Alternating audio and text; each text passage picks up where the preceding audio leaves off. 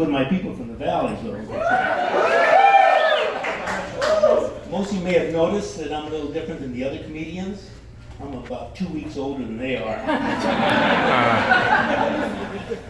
Yeah, when I was younger, I was a teacher, an assistant principal, and a principal. And I retired about 6 years ago, and I got a little lazy, and I gained a lot of weight. But in February, I went to go see the doctor, and of course the doctor says, according to your chart, you got fat. Me? He's joking. He suggested you need to get a Fitbit. And as the other comedian said, with Fitbit you're supposed to walk 10,000 steps a day. So I wholeheartedly started walking. Before you knew it, I was at Pacoima, halfway to Pacoima. So I had to call Uber to come pick me up. Well, Uber sends a Mini Cooper. Can you imagine me trying to fit into that car? I used all those 10,000 steps just trying to get into the damn car. Once you're retired, though, everybody wants to know what are you going to do with your time. So my boys got me into golf. Now, golf is an interesting sport because unlike other sports where you score the most points you win, in golf, it's a person with the least score that wins. So my wife says, if the person with the lowest score wins, just don't play.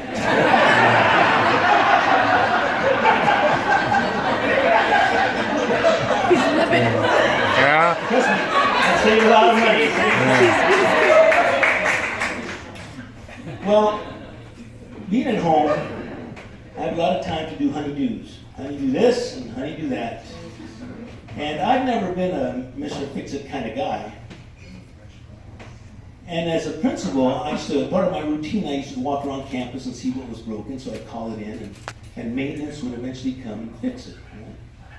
Well, at home now, I'm Mr. Maintenance, which is not a good role for me. Usually, if I try to fix something, it's going to cost me triple. Well, I bought a shed. So I tried to put it together, couldn't figure it out. So fortunately, I called my brother. My brother comes over, looks at the direction, throws it away. In a half hour, it's all set up. He looks at me and he says, "Hey, college boy, you have a college education, but you can't do shit."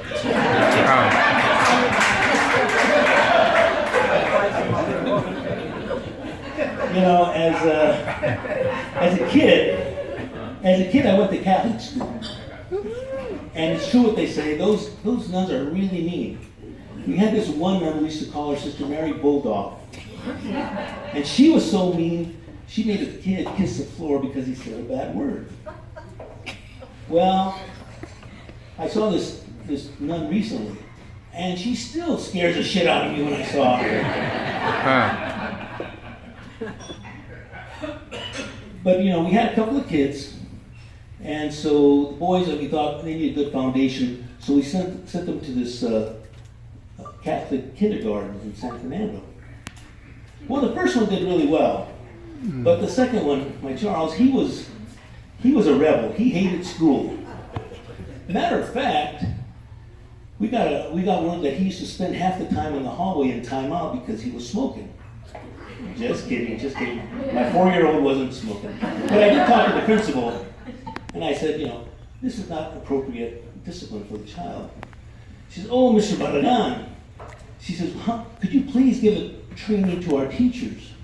So I'm thinking to myself, the last people who need training on this are a group of nuns. Fortunately for me, I had just been trained on the Fred Jones Classroom Management Program.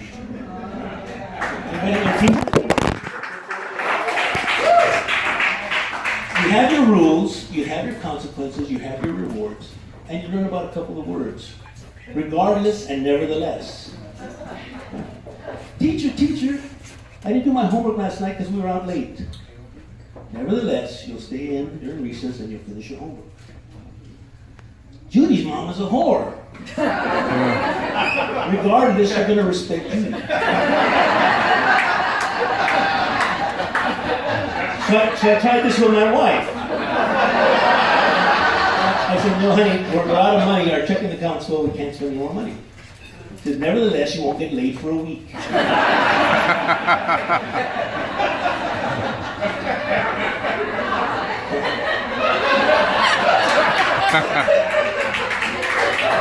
Actually, she said a month, but what the heck.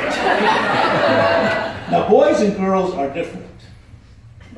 When boys come into the office, they're sniveling, they're crying, they're incomprehensible. Girls come in, and they're little chatty Cathys. You can't stop them from talking. So what's wrong? Well, that girl called my mom a bitch. When did this happen? In 3rd grade. But you're in 10th grade now. Girls, they never forget when they hold a grudge. Let's see now. At junior high school, supervision is necessary. In order to have supervision, you have to have good communication. Well, we had walkie-talkies. This was Falcon 6 to Falcon 12. Are you there? This is Falcon 12, Falcon 6. This is Francisco. Keep your eye on this group of boys going out to the PE field. I copy, Falcon 6. So after recess, I met with Francisco. I said, Francisco, we're the Falcons. We're not fucking. You got that? Are you okay with that? I'm okay. He says, how old are you? Are you fucking 6 years old? No, I'm fucking 12.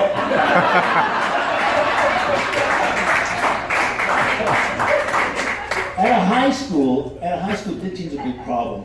Now, how many of you have ever ditched? See, raise your hands. Come on, everybody. When I was at Quality High School, there used to be a Jack in the Box right across the street. Well, at 8 o'clock, the kids were still sitting down. They weren't going to class. So I decided, at 8:05, I walked out there with a big old camera, video camera, and all of a sudden, they scattered like cucarachas.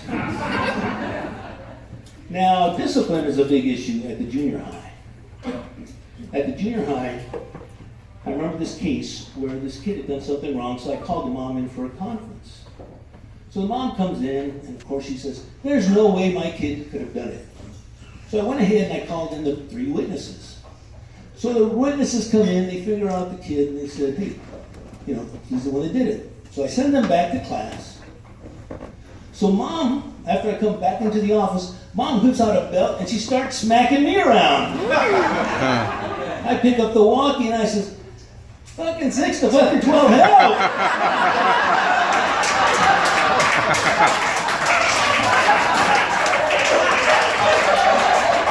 Francisco says, nevertheless, I'm on break. Thank you very much.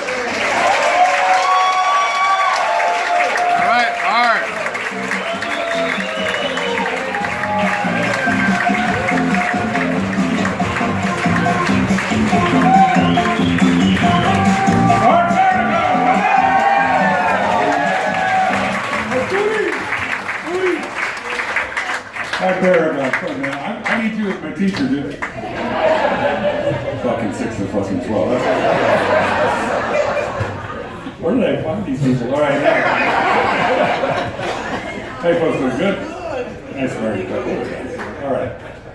All right. So we're going to go away 3 days and 2 nights in La Puente. Anybody?